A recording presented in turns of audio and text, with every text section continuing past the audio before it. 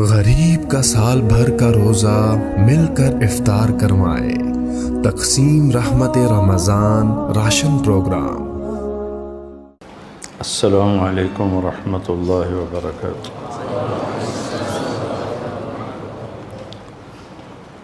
آپ میرے آہستہ کرو بھائی، آواز کم کرو۔ آپ آج مجھے ایک اور شکل میں دیکھ رہے ہوں گے کہ میں نے کالے چشمے لگائے ہوئے ہیں۔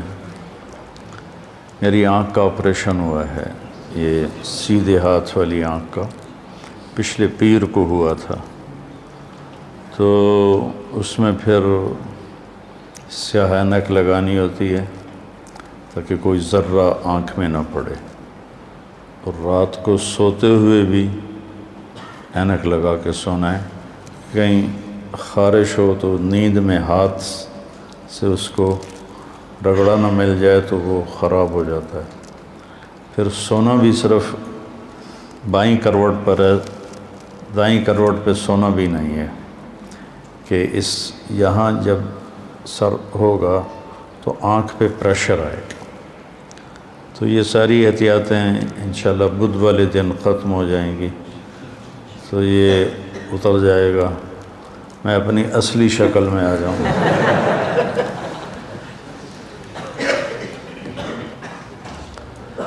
بسم اللہ الرحمن الرحیم، والصلاة والسلام علی رسولہ الکریم وعلی آلہ وصحبہ اجمعین۔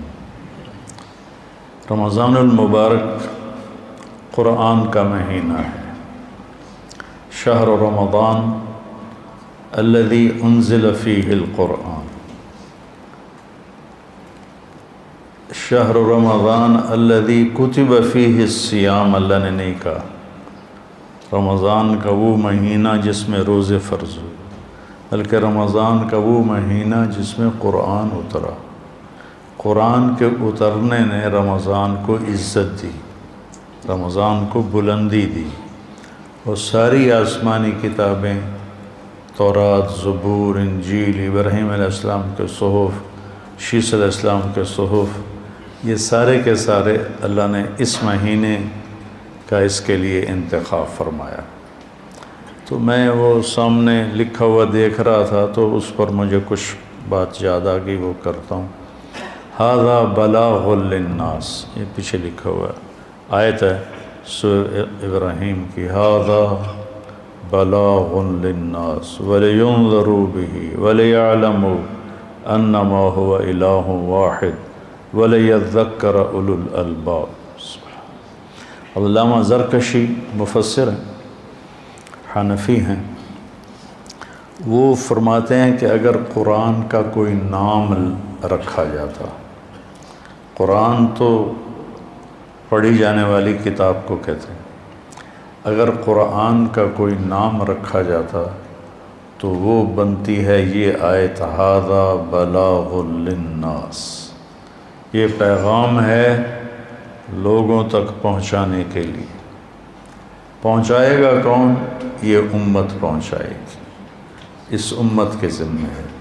وَكَذَلِكَ جَعَلْنَاكُمْ أُمَّةً وَسَطًا، ہم نے تمہیں امت وسطا بنایا۔ اس کا ایک جو تفسیر طبری میں ترجمہ تھا وہ مجھے سب سے زیادہ پسند آیا۔ سب نے لکھا ہے اعتدال والی امت، بالکل صحیح، اعتدال والی امت، وسط، اعتدال۔ اور عجب بات ہے کہ 286 آیات ہیں غالباً سورہ بقرہ کی، تو یہ جو آیت ہے یہ 143 نمبر آیت، تو اس طرح بھی وسط میں ہے، 143 286 143 143 286، اور اعتدال والے ہیں ہم دنیا کے پیچھے حریص بھی نہیں ہوتے، اور عبادات میں غلو بھی نہیں کرتے۔ غلو فی العبادات بھی مطلوب نہیں ہے۔ نظام دنیا کیسے چلے گا؟ نظام کائنات کیسے چلے گا؟ دوسرا ترجمہ جو علامہ طبری نے کیا کہ ہم نے تمہیں امت واسطہ بنایا ہے. امت واسطہ کس کے درمیان؟ اللہ اور بندوں کے درمیان. پہلے واسطہ کون ہوتے تھے؟ انبیاء. ہمارے نبی پر نبوت کا اختتام ہوا تو اللہ نے ہمیں کہا وَكَذَلِكَ جَعَلْنَاكُمْ أُمَّةً وَسَطًا. میں اس پہ بات کیا کرتا ہوں کہ اللہ نے ہمیں فل جنرل بنایا ہے. فل جنرل وہ ہوتا ہے جس کے 4 سٹار ہوں یا 4 ستارے لگے ہوں.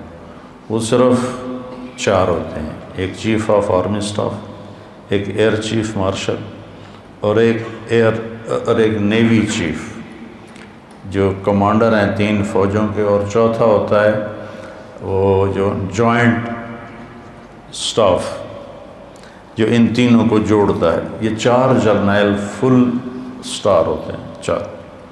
باقی لیفٹنٹ جنرل 3 ہوتے ہیں, میجر جنرل 2 ہوتے ہیں, یعنی 2 ستارے. اس امت کو اللہ نے فل سٹار جنرل بنایا ہے. کنتم خیر امت, ہمیں اللہ نے خیر امت کہا. وَكَذَلِكَ جَعَلْنَاكُمْ أُمَّةً وَسَطًا, اللہ نے ہمیں امت وسطہ کہا. لِتَكُونُوا شُهَدَاءَ عَلَى النَّاسِ, تیسرا ستارہ ہے شہداء علی الناس. چوتھا ہے هُوَ اجْتَبَاكُمْ, هُوَ اجتباء, شہداء, وسطہ, خیر امت. ہم نے تمہیں امت واسطہ بنایا کہ تم لوگوں کو اللہ سے جوڑتے ہو. امت واسطہ بنایا ہے تاکہ تم شہداء علی الناس بنو, تم لوگوں کے سامنے جا کے گواہی دو کہ لا الہ الا اللہ, اللہ ایک ہے, اس کا معبود کوئی نہیں ہے.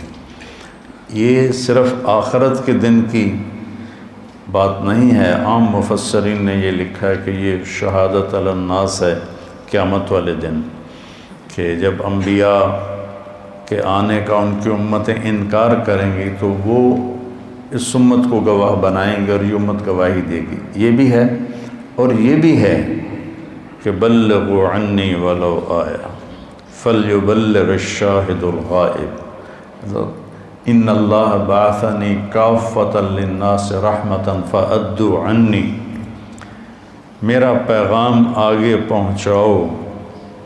یہ شہادت علی الناس ہے جو آج تبلیغ والے کر رہے ہیں. ایک میں نے یہ محفل لگائی ہے, یہ تعلیم کا حلقہ ہے کہ آپ خود طالب بن کر آئے بیٹھے ہیں اور میں آپ سے بات کر رہا ہوں. شہادت علی الناس کا یہ بھی شہادت علی الناس بن جاتی ہے کسی درجے میں, لیکن اس کا اصل مصداق ہے جب آپ اس کے پاس جاتے ہیں جو آپ کو ٹھکرا رہا ہے, آپ کی سنتا نہیں, یا آنکھیں بند کر کے بیٹھا ہوا ہے. اس تک پیغام پہنچانے والے صرف تبلیغ والے.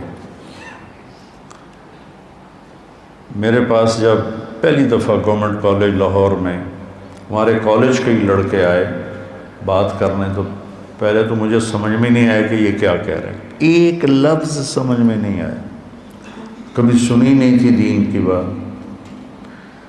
پھر جب وہ دوسری تیسری دفعہ آئے تو میں نے ان کو گالیاں دے کے اپنے کمرے سے نکال دی, دھکے دے کے.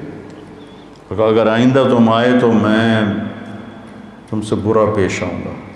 تم سوچو, تم چھوٹے چھوٹے مولانا ہو, تمہارے ساتھ کوئی ایسا کرے تو جاؤ گے اس کے پاس, کہیں نہ کہیں سے کفر کا فتویٰ بھی لے آؤ.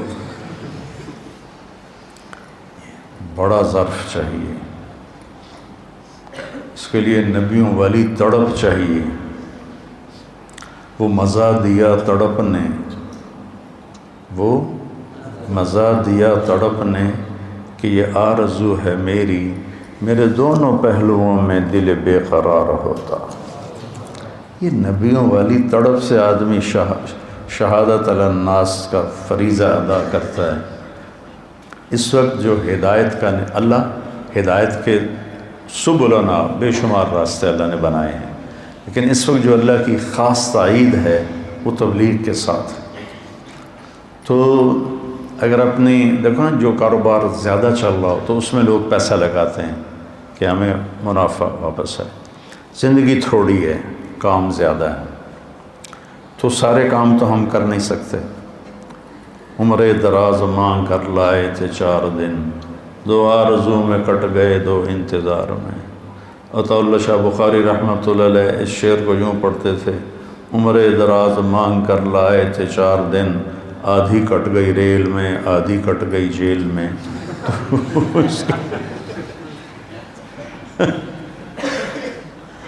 تو اب کام ہے زیادہ، ٹائم ہے تھوڑا، تو ہمیں اختیار کرنا اور چھوڑنا، اخذ اور رد، یہ کس چیزوں کو لینا پڑے گا، کس کو چھوڑنا پڑے گا.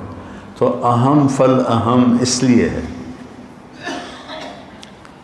تو اگر آپ اپنی زندگی کو جو آپ پڑھ رہے ہیں اس کو قیمتی بنانا چاہتے ہیں تو اپنی طاقت کو تبلیغ میں خرچ کرنا سیکھیں، علم کو بھی ساتھ رکھیں، اور اپنے گھر کی زندگی کو بھی ساتھ رکھیں. کہیں پڑھانے کا موقع ملتا ہے اس کو بھی ساتھ رکھیں. میں کسی بھی خیر کے کام کی نفی نہیں کرتا، لیکن جو سب سے بہترین خیر ہے وہ آپ کو بتاتا. ھذا بلاغ للناس، اس سے خوبصورت اور قرآن کا تعارف کیا ہو سکتا ہے. یہ پیغام ہے پہنچانے کے لیے، پہنچائیں گے ہم سب. چونکہ قرآن پوری کتابوں کا خلاصہ ہے، اور قرآن کا خلاصہ سورہ فاتحہ ہے. اور سورہ فاتحہ کا خلاصہ ایاک نعبد و ایاک نستعین ہے. یہ جو ہمارے دوست بیٹھے ہوئے محلے کے، یہ کہ جی ہم تو عالم نہیں، ہم کیا لوگوں کو پیغام پہنچائیں. یہ ایک آیت پہنچا دو میرے پیارے، اللہ کی مان لے اور اللہ کی بندگی کر اور اسی سے مدد طلب کر، تو اس نے پورا قرآن پہنچا دیا. پورے قرآن کا خلاصہ ہے ایاک نعبد و ایاک نستعین. تو یہ امت کے ہر فرد کی ذمہ داری ہے. فلیبلغ العالم الغائب نہیں، فلیبلغ العالم الغائب، علماء میرا پیغام پہنچائیں نہیں. فلیبلغ العامل الغائب، عمل کرنے والے میرا پیغام پہنچائیں نہیں. فلیبلغ الشاہد الغائب، آج جو موجود ہیں وہ میرا پیغام آگے پہنچائیں. تو بچو، اپنی زندگی میں تبلیغ کا جذبہ پیدا کرو. ایک آدمی آپ کی وجہ سے کفر سے، جنید جمشید رحمۃ اللہ علیہ اور میں ریونڈ کے اجتماع پر تھے، رات کا وقت تھا، کافی رات ہو گئی تھی، باتیں کرتے کرتے ایک دم وہ رونے لگا، اور اتنا رویا کہ اس کے منہ سے رالیں نکل کر داڑھی اتنا حصہ اس کا سفید ہو گیا منہ کی رالوں سے، اور ایسے ایسے کرتا اور کہتا مولانا آپ کو پتہ نہیں آپ نے مجھے کہاں سے نکالا. یہ ایک جملہ دوہرا رہا تھا، مولانا آپ کو پتہ نہیں آپ نے مجھے کہاں سے نکالا، آپ نے مجھے کہاں سے نکالا. ایک آدمی جہنم کی طرف جاتا ہوا میرے پاؤں پکڑنے سے تبلیغ میں آ جاتا ہے، توبہ کر لیتا ہے، نیک بن جاتا ہے، تو میرے لیے بہت بڑا سرمایہ ہے. حالات کے ساتھ ساتھ آدمی کے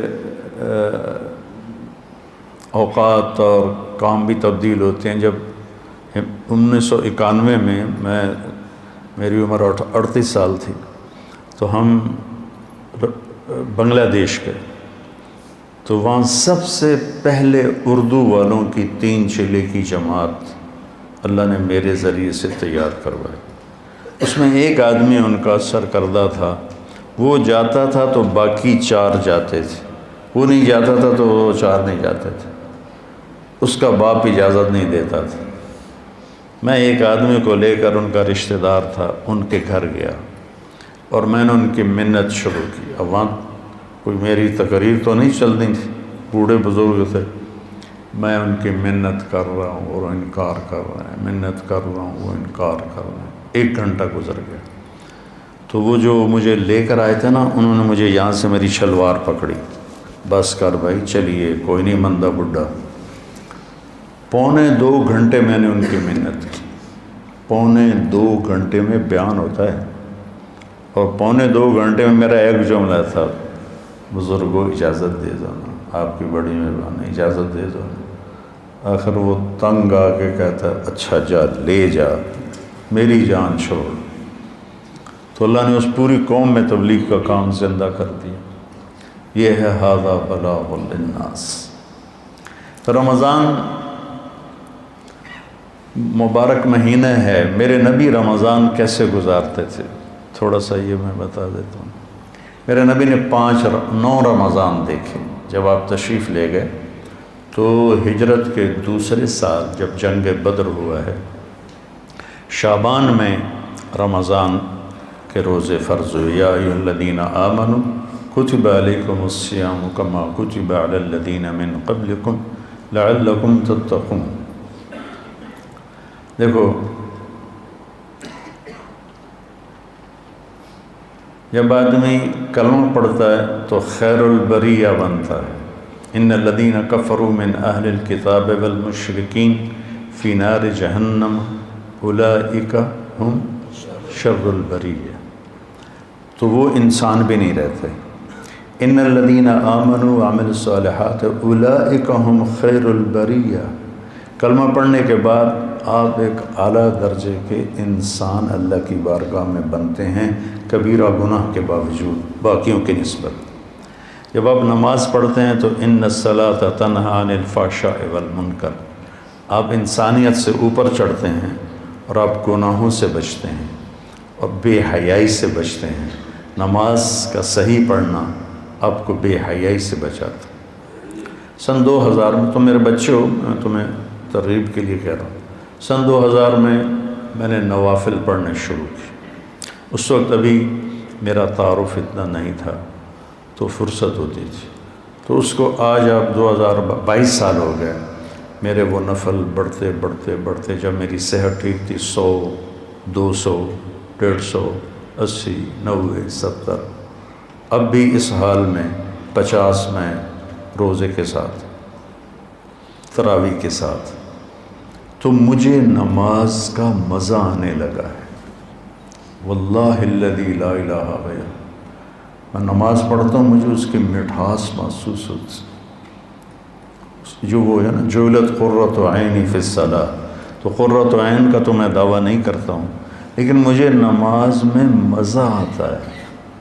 میں سخت تھکاوٹ میں بھی ایسے، اب آج کل میں سجدہ نہیں کر سکتا، رکوع بھی نہیں کر سکتا، سجدہ بھی نہیں کر سکتا، نہا بھی نہیں سکتا، آنکھوں میں پانی نہ پڑے، اور میں چہرے پر تمہارے شیخ کا مقلد بن جاتا ہوں، صرف ایسے وہ کر لیتا ہوں، کیا اس کو کہتے ہیں دلک؟ ہاں لا دلک، کیونکہ امام مالک کے نزدیک تقاطر شرط نہیں ہے، صرف دلک ہے۔ میں نے یہ افریقن ملکوں میں دیکھا، اتنی سی پیالی میں پانی لے کے بیٹھے ہوتے تھے اور پورا وضو کر لیتے ہیں، اسی طرح لوٹے بہا دینے ہیں، تو قاطر نہیں ہوتا ساڈا۔ تو وہ میں امام مالک رحمۃ اللہ علیہ کے ہاتھ گیلے کر کے اس طرح کر لیتا ہوں، اس طرح کر لیتا ہوں، تاکہ میرے نفل چلتے رہیں۔ تو اگر آپ ٹوٹی پھوٹی بھی پڑھتے رہو گے نا، تو آپ کو نماز کی مٹھاس اللہ دے گا، نماز کا مزہ دے گا اللہ آپ کو۔ جب یہ پیچھے قرآن جب امام کے پیچھے تلاوت ہوتی ہے تو پہلے غفلت ہوتی تھی، اب میرا ذہن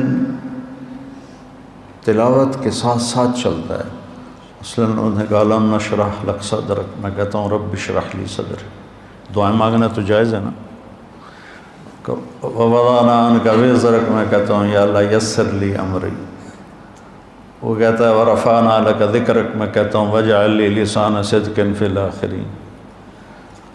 وہ کہتا ہے قل هو اللہ احد، میں کہتا ہوں سبحانک۔ اللہ الصمد، میں کہتا ہوں سبحانک۔ لم یلد ولم یولد، میں کہتا ہوں سبحانک۔ ولم یکن لہ کفوا احد، میں کہتا ہوں سبحان، اس کا میں مزہ لیتا ہوں۔ ارأیت الذی یکذب بالدین، میں کہتا ہوں اللہم لا تجعلنا منہم۔ فاما من ثقلت موازینہ فهو فی عیشۃ راضیہ اللہم اجعلنا منہم۔ یہ میری ایک غیر ارادی عادت بن گئی ہے، تو نماز آپ بے جان بھی نوافل پڑھنا شروع کرو گے تو اب تو آپ کی اوائل عمر ہے، ہماری آخری عمر ہے، تو اللہ آپ کو نماز کا مزہ دے گا۔ تو نماز بے حیائی سے روکتی ہے اور برے کاموں سے روکتی ہے۔ زکوٰۃ لتزکیہم بہا، زکوٰۃ اندر کا، چونکہ جب آدمی مال لگاتا ہے نا تو نفس ٹوٹتا ہے، نفس کے ٹوٹنے سے تزکیہ ہوتا ہے۔ تطہرہم بہا وتزکیہم، مال پاک ہوتا ہے اور نفس بھی پاک ہوتا ہے۔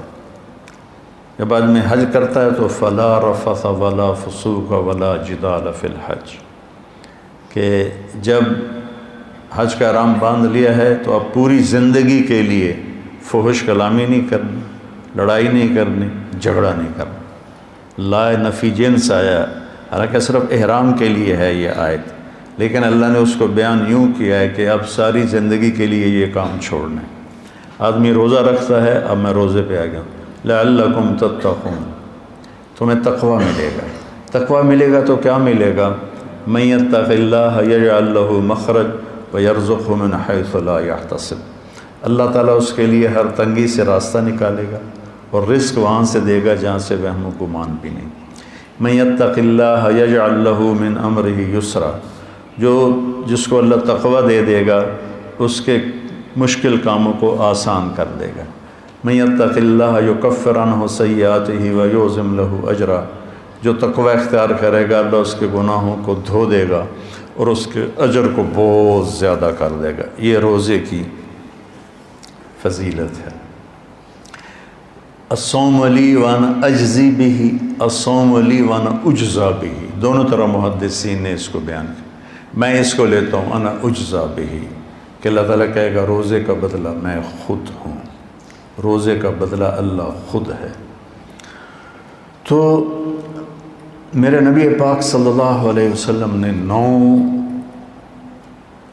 رمضان دیکھے، اور آپ کی عادت مبارک تھی کہ آپ افطار سحری آخری وقت میں کرتے تھے، آخری وقت، ادھر بلال اذان دیتا، ادھر آخری لقمہ آپ کے منہ میں ہوتا تھا، اور افطاری بہت جلدی کرتے تھے۔ ایک آدمی چھت پہ کھڑا ہوتا تھا جب آپ مدینے میں ہوتے تھے، جب آپ سفر میں ہوتے تھے تو ایک آدمی پہاڑی پہ کھڑا ہوتا تھا، جو ہی سورج کا کنارہ ڈوبتا تھا تو ساتھ ہی وہ کہتا ہے یا رسول اللہ غربت، تو آپ اسی وقت کھجور سے، پانی سے، دودھ کی لسی سے، ان 3 چیزوں سے آپ افطار فرمایا کرتے تھے، اور پھر اس کے بعد کوئی کھانے کی چیز ہوتی تو کھا لیتے تھے، ورنہ وہی کھجور ہی ان کا کھانا ہو جاتا تھا۔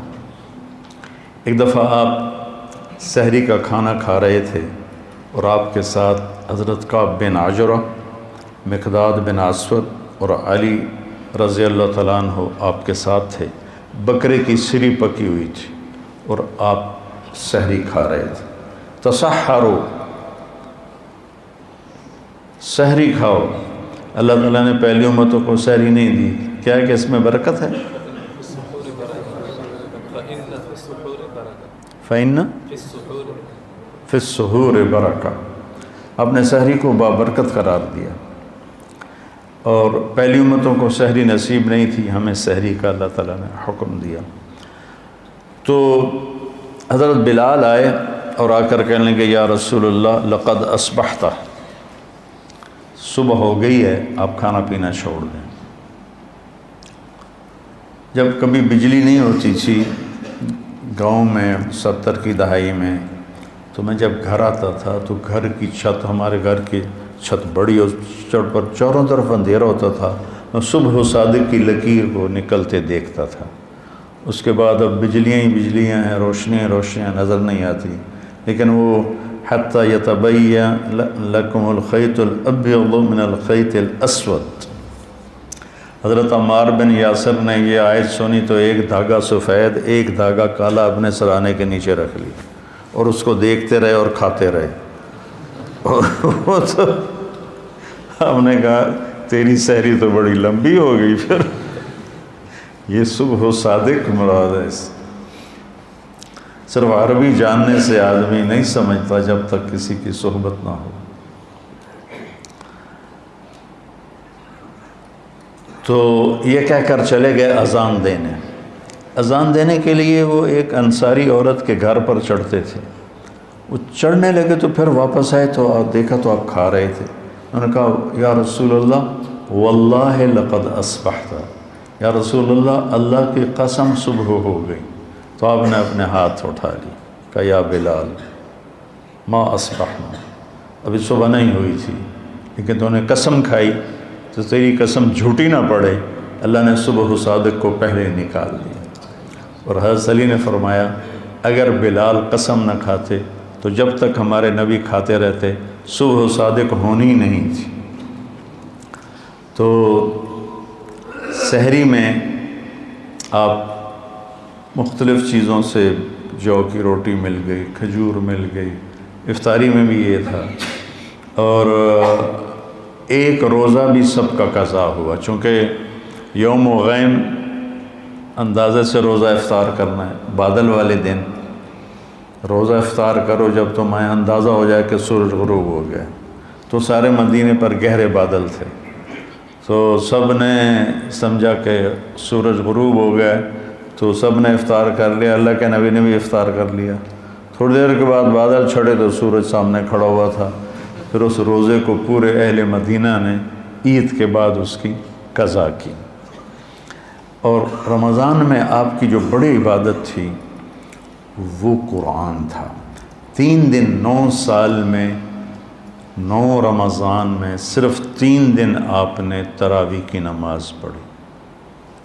کتنی رکعت پڑھی کوئی صحیح حدیث کوئی نہیں ہے، ٹھیک ہے۔ اس کے بعد چھوڑ دی، اس لیے حضرت عائشہ کا فرمان صحیح ہے کہ بخاری شریف کی روایت ہے کہ رمضان اور غیر رمضان میں آپ کی 11 رکعتی نماز تھی، چونکہ آپ نے تہجد کا اہتمام کیا، تراویح کا نہیں۔ اور چوتھے دن آپ نہیں آئے اور وجہ بتائی کہ میں اس لیے نہیں آیا، مجھے ڈر لگا کہ تمہارے اوپر یہ فرض نہ ہو جائے، وہ فرض ہو جاتی تو پھر لوگ 4 رکعت نہیں پڑھتے تو تراویح چھوڑ دیتے تو کتنا بڑا گناہ ہوتا۔ تو اس میں پھر آپ کے زمانے میں کوئی تعداد نہیں تھی اور حفاظ الگ الگ کھڑے ہوتے تھے، اور اس جیسے یہاں ہو رہا ہے اہتمام، جیسے اب آپ الگ الگ سنا رہے ہیں، وہاں الگ الگ مسجدوں میں سناتے تھے۔ پھر ابوبکر صدیق رضی اللہ تعالیٰ عنہ کا زمانہ آیا تو اس میں بھی اسی طرح چلتا رہا معاملہ بغیر تعداد کے تعین کے۔ عمر رضی اللہ عنہ کا اوائل جو تھا، شروع کا خلافت کا زمانہ، اس میں اسی طرح چلتا رہا۔ ایک دن آپ مسجد میں داخل ہوئے تو آپ نے دیکھا الگ الگ نماز پڑھ رہے تھے لوگ، تو آپ نے کہا کہ میں ان کو ایک امام پہ کیوں نہ جمع کر دوں، تو ابی بن کعب پر آپ نے سب کو جمع کیا اور 20 تراویح فرمایا، صحیح روایت۔ اور یہ بھی صحیح روایت ہے کہ آپ نے ابن السائب، پہلے ان کا نام کیا یاد نہیں، ان کو 8 تراویح پڑھانے کا حکم دیا۔ تو اب اگر کوئی 8 پڑھتا ہے گنجائش ہے، لڑائی نہیں کرنی، 8 کا تو ثبوت ہی کوئی نہیں۔ اگر کوئی 20 پڑھتا ہے تو صحیح حدیث ہے، اسے لڑنا نہیں چاہیے کہ تو بدعت ہے، بدعت۔ ایک تو ہمارے یہاں بھائیوں کو یہ بڑی جلدی پتہ چل جاتا ہے بدعت ہے، بدعت۔ تو 20 بھی کی روایت بھی حضرت عمر سے ہے اور 8 کی روایت بھی حضرت عمر سے ہے۔ امت کا بڑا طبقہ 20 پر جمع ہوا، اور تواتر سے ایک عمل سینکڑوں سال سے لاکھوں کروڑوں امت کے افراد 20 پر پوری دنیا میں پڑھیں، اور چند لاکھ یا چند کروڑ 8 پڑھیں، اور وہ پھر اپنی رائے اس طرح مسلط کریں کہ 20 تراویح تو ہے ہی نہیں۔ شیخ عطیہ بن سالم رحمۃ اللہ علیہ مسجد نبوی میں درس دیتے تھے، اور سب سے بڑے تھے اس وقت محدث 90 کی دہائی میں۔ اس وقت میں جب حج پہ جاتا تھا تو حضرات کے ساتھ جانا ہوتا تھا، تو ہم 1 مہینہ مدینہ ٹھہرتے تھے، تو میں پورا مہینہ ان کے درس میں بیٹھتا تھا، اور بہت فائدہ ہوتا تھا درس میں۔ ان کی کتاب تھی صلاۃ التراویح، وہ میں نے ساری پڑھی کہ میں نے یہ کتاب اس لیے لکھی ہے کہ میں دیکھتا ہوں کہ 8 تراویح کے بعد بہت سے لوگ نماز چھوڑ کے پیچھے بیٹھ جاتے ہیں۔ اس پر یہ عنوان تھا، اور پھر آگے بات کی کہ یہ نفل ہے۔ کوئی مدینے والے 40 پڑھتے تھے بعد کے، حضور کے بعد کے زمانہ میں، خلفاء راشدین کے بعد کے۔ مکے والے وہ 4 تراویح پڑھ کے 1 طواف کرتے، پھر 4 تراویح پڑھ کے 1 طواف کرتے۔ مدینے والوں نے کہا ہوں اسی طواف تک کر نہیں سکنے، ایسی کی کری، انہوں نے کہا ایسی 20 دیاں 40۔ خان صاحب 2 رکعت نماز نفل، اللہ اکبر۔ ایک کوئی پنجابی ہے، اس نے ذرا اونچی نماز، میں کہا 4 رکعت نماز، اللہ اکبر۔ ان کا خوب مقابلہ کرتا ہے 100 رکعت نماز۔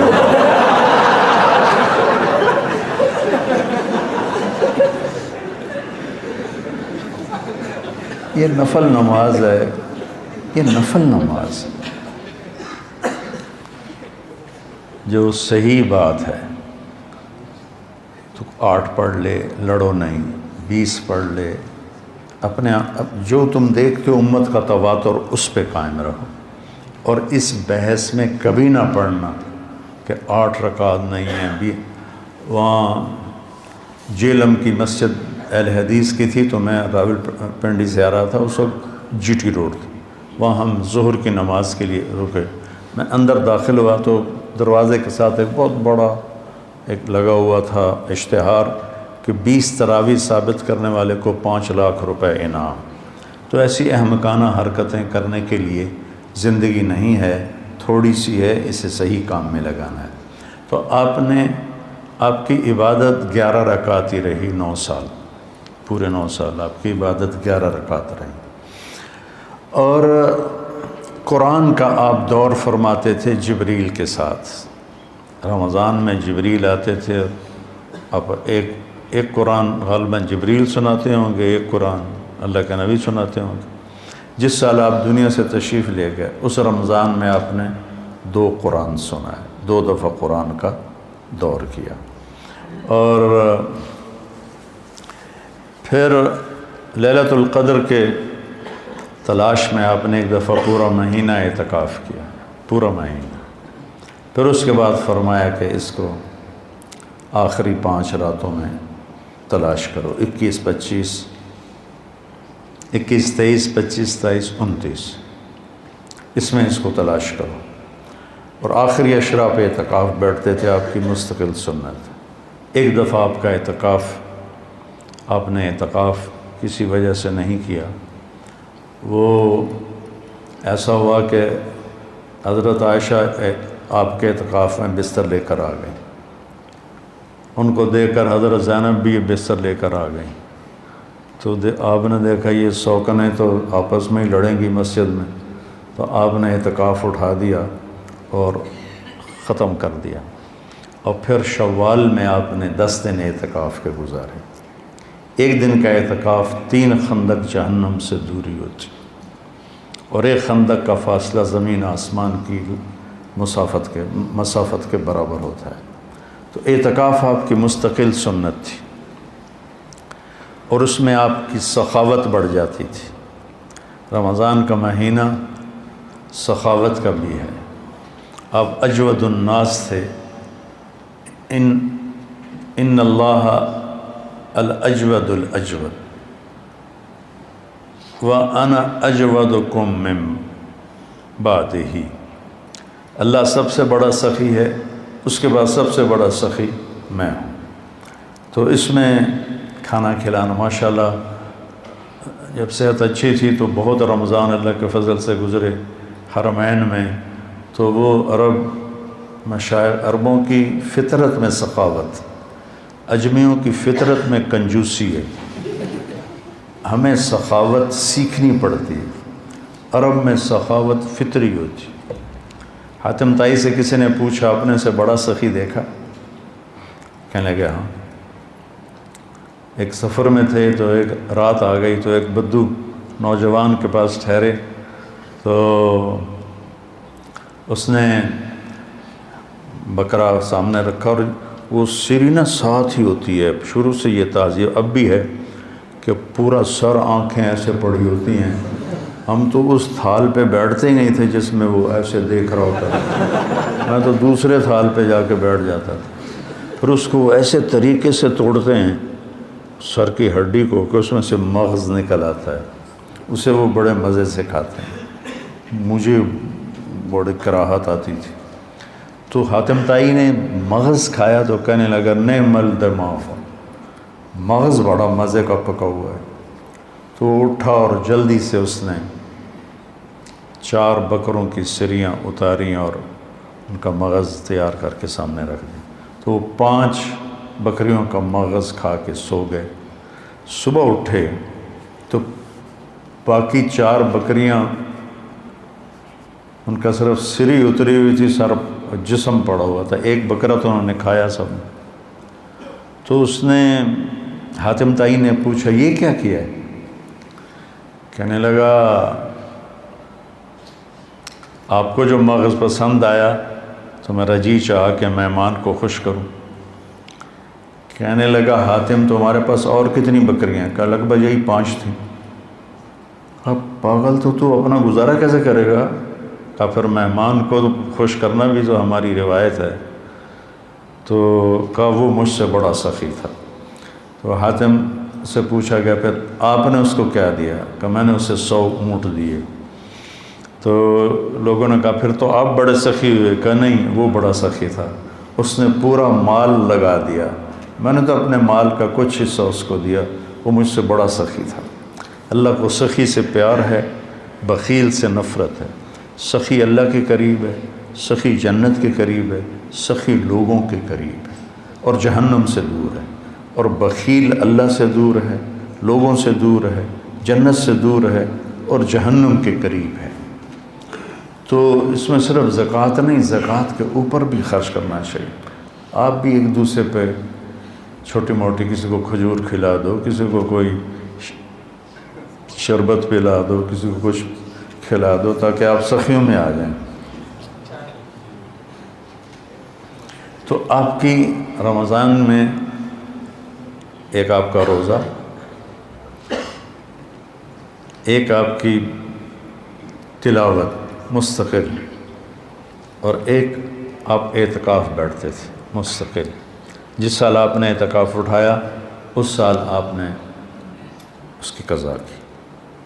پھر آپ کے رمضان میں جنگ بدر بھی ہے، آپ بدر کے لیے نکلے، 12 رمضان کو نکلے اور 17 کو یہ معرکہ ہوا اور آپ کامیابی کے ساتھ سرخرو ہو کر واپس لوٹے، اور اسی میں فتح مکہ ہوا۔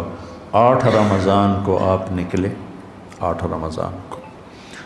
تو عصفان پہنچ کر آپ نے سب کو دکھا کے پانی منگوایا اور اپنا روزہ توڑ دیا۔ پیچھے سے روزے رکھ رہے تھے، روزہ توڑ دیا۔ تو صحابہ نے بھی روزہ توڑ دیا۔ کچھ جو زیادہ ہمت والے تھے انہوں نے کہا نہیں ہم نبھائیں گے، انہوں نے نہیں توڑا۔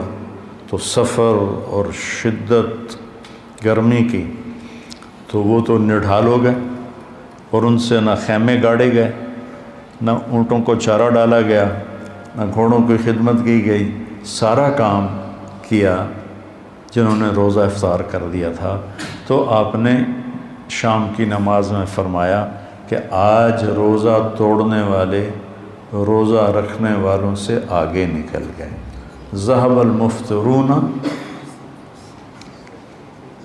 بالاجور، ایسے کر کے روایت، آج افطار کرنے والوں کا اجر بڑھ گیا۔ تو فتح مکہ، غزوہ بدر، یہ رمضان میں آپ کے زندگی میں ہوا، اور اعتکاف میں آپ تشریف فرما ہوتے تھے تو آپ سر کھڑکی میں کر دیتے تھے، حضرت عائشہ آپ کے سر کی کنگھی کر دیتی تھی، سر اپنا باہر نکال دیتے تھے، اور حضرت عائشہ وہ کیا ہے استوانۃ السریر، چارپائی والا کیا اس کو کہتے ہیں، ستون، وہاں آپ کے لیے چارپائی بچھائی جاتی تھی، آپ اس پر آرام فرماتے تھے، تو اس کا نام ہے استوانۃ السریر۔ تو ساتھ ہی حضرت عائشہ کا حجرہ تھا، تو آپ اپنا سر اندر کر دیتے، چونکہ آپ نے ہمیشہ بڑے بال رکھے۔ جب آپ نے حج کیا تو آپ کے بال اتنے بڑے تھے کہ 4 گتیں اس کی بنائی گئیں، 4 گتیں، جیسے عورتوں کی 2 ادھر 2 ادھر، تاکہ بال بکھرے نہیں۔ لیکن عام طور پر آپ کے جو بال تھے یہ کان کی لو تک ہوتے تھے، ایسے کر۔ تو یہ میرے نبی کا رمضان ہے، اس کے ظاہری اعمال ہیں۔ اور ایک اندر کی بات ہے، وہ یہ ہے بیٹا کہ اپنے دل کو بغض سے صاف کرو، نفرت سے صاف کرو، حسد سے صاف کرو۔ یہ تمہارے دل کا روزہ ہے، تمہارے صدر سینے کا روزہ ہے۔ جس کسی سے لڑے ہوئے ہو اسے معاف کر دو، جس کسی کی نفرت ہے اس کو دل سے دھو دو، جس کسی کے ساتھ تمہارا معاملہ خراب ہے اس کو اللہ کے سپرد کر دو۔ جھگڑا کرنا، میرے نبی نے مدینے والوں سے کہا میرے بعد تمہیں تمہارا حق نہیں ملے گا، کیا کرو گے؟ تو انہوں نے کہا یہ ہم تلوار اٹھائیں گے، اپنا حق لیں گے۔ آپ نے کہا اس سے اچھی بات بتاؤں؟ کہا جی کیا؟ کہا حق چھوڑ دینا، قیامت کے دن حوض کوثر پر آ کے مل لینا، سارے حق پورے کرا دو۔ تو یہ وعدہ صرف مدینے والوں سے نہیں ہے، ہر اس امتی سے ہے جو لڑائی سے بچنے کے لیے حق چھوڑ دے، اپنا حق چھوڑ دے اور جھگڑے کو دبا دے، تو اللہ کے نبی اس کے وکیل بن کر اللہ سے سب کچھ دلوائیں گے۔ تو اس لیے میں نے آپ کے وہ استادوں سے بھی کہا تھا کہ رمضان میں قرآن کو غالب رکھیں اپنے اسباق میں، اپنے دروس میں۔ اور آپ بھی دیکھو، ایک ہوتا ہے حضرت عبداللہ بن عامر ایک دن میں قرآن ختم کرتے تھے، اللہ کا نبی نے پسند نہیں فرمایا۔ روزانہ روزہ رکھتے تھے، آپ نے پسند نہیں فرمایا، ان کو مجبور کیا کہ تو مہینے میں 3 دن رکھ۔ تو انہوں نے کہا کہ مجھے اس سے زیادہ کی طاقت ہے۔ تو پھر 10 دن کا نہیں، ہفتہ نہیں، کہا اچھا ایسا کرو کہ 1 دن روزہ رکھو، 1 دن افطار کرو، اور قرآن 1 دن میں ختم نہیں کرنا، کم از کم 3 دن میں ختم کرو۔ تو تدبر جو ہوتا ہے وہ ہوتا ہے آپ دھیان سے قرآن پڑھیں، اور آپ تو عربی بھی سمجھتے ہیں، یہ جو ہمارے محلے کے لوگ بیٹھے ہیں یہ ترجمے والا قرآن پڑھیں اور سوچیں کہ اللہ کیا کہہ رہا ہے۔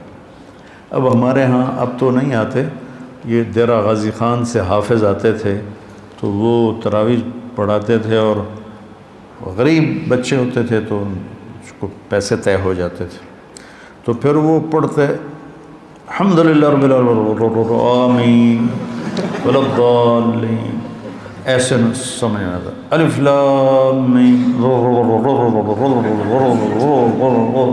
اللہ اکبر، یہ آواز ہوتی تھی۔ ہماری جماعت تھی سیالکوٹ، رمضان کا مہینہ تھا 1972 میں، تو عرب ہمارے ساتھ تھے، تو آگے امام ایسا ہی تھا، تو ایک عرب یوں کر کے نا باہر نکلا، تو میں اس کے پیچھے بھاگا، میں کہ کوئی چکر ہو گیا جڑا این سر مار کے نکلے، تو وہ ٹوٹیوں پہ کھڑا، میں پیچھے پہنچ گیا، میں نے کہا شیخ ماں بکا، کہتا ہے اسمع ان اللہ یقول ورتل القرآن ترتیلا ولا یقول دب دب دب دب دب دب۔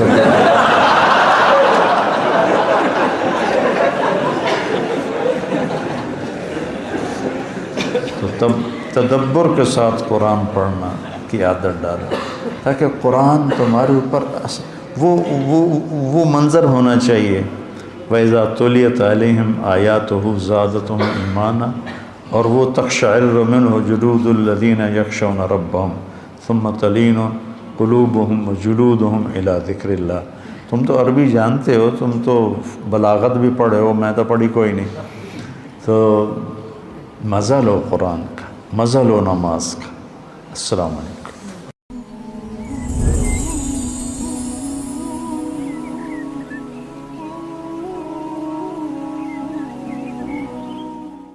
غریب کا سال بھر کا روزہ مل کر افطار کروائے، تقسیم رحمت رمضان راشن پروگرام۔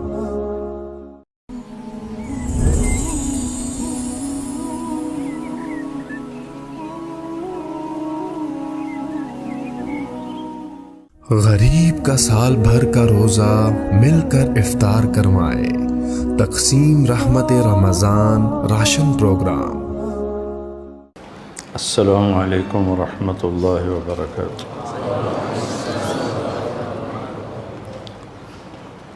آپ میرے آہستہ کرو بھائی، آواز کم کرو۔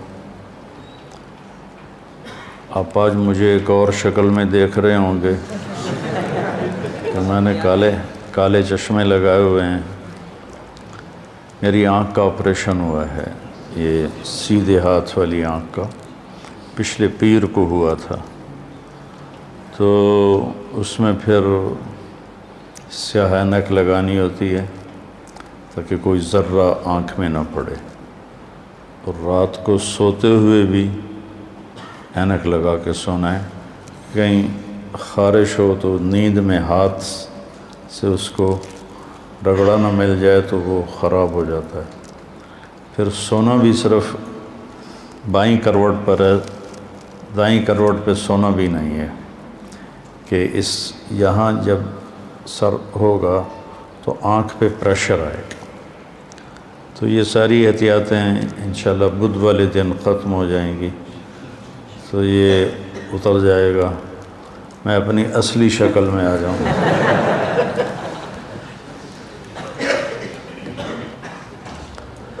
بسم اللہ الرحمن الرحیم، والصلاة والسلام علی رسولہ الکریم وعلی آلہ وصحبہ اجمعین۔ رمضان المبارک قرآن کا مہینہ ہے۔ شہر رمضان الذی انزل فیہ القرآن، شہر رمضان الذی کتب فیہ الصیام، اللہ نے نہیں کہا رمضان کا وہ مہینہ جس میں روزے فرض ہوئے، بلکہ رمضان کا وہ مہینہ جس میں قرآن اترا۔ قرآن کے اترنے نے رمضان کو عزت دی، رمضان کو بلندی دی، اور ساری آسمانی کتابیں، تورات، زبور، انجیل، ابراہیم علیہ السلام کے صحف، شیس علیہ السلام کے صحف، یہ سارے کے سارے اللہ نے اس مہینے کا اس کے لیے انتخاب فرمایا۔ تو میں وہ سامنے لکھا ہوا دیکھ رہا تھا تو اس پر مجھے کچھ بات یاد آ گئی، وہ کرتا ہوں۔ ھذا بلاغ للناس، یہ پیچھے لکھا ہوا ہے، آیت ہے سورہ ابراہیم کی، ھذا بلاغ للناس ولینذروا بہ ولیعلموا انما هو الہ واحد ولیذکر اولو الالباب۔ علامہ زرکشی مفسر ہیں، حنفی ہیں، وہ فرماتے ہیں کہ اگر قرآن کا کوئی نام رکھا جاتا، قرآن تو پڑھی جانے والی کتاب کو کہتے ہیں، اگر قرآن کا کوئی نام رکھا جاتا تو وہ بنتی ہے یہ آیت، ھذا بلاغ للناس، یہ پیغام ہے لوگوں تک پہنچانے کے لیے۔ پہنچائے گا کون؟ یہ امت پہنچائے گی، اس امت کے ذمہ ہے۔ وَكَذَلِكَ جَعَلْنَاكُمْ أُمَّةً وَسَطًا، ہم نے تمہیں امت وسطا بنایا۔ اس کا ایک جو تفسیر طبری میں ترجمہ تھا وہ مجھے سب سے زیادہ پسند آیا۔ سب نے لکھا ہے اعتدال والی امت، بالکل صحیح، اعتدال والی امت، وسط اعتدال۔ اور عجب بات ہے کہ 286 آیات ہیں غالباً سورہ بقرہ کی، تو یہ جو آیت ہے یہ 143 نمبر آیت، تو اس طرح بھی وسط میں ہے، 143 286 143 143 286، اور اعتدال والے ہیں ہم دنیا کے پیچھے حریص بھی نہیں ہوتے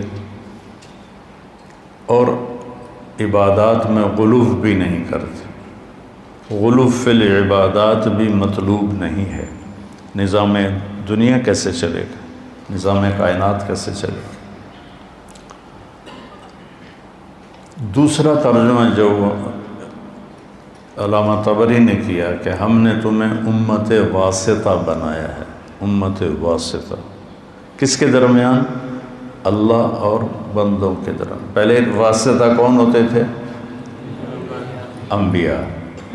ہمارے نبی پر نبوت کا اختتام ہوا تو اللہ نے ہمیں کہا وَكَذَلِكَ جَعَلْنَاكُمْ أُمَّةً وَسَطًا۔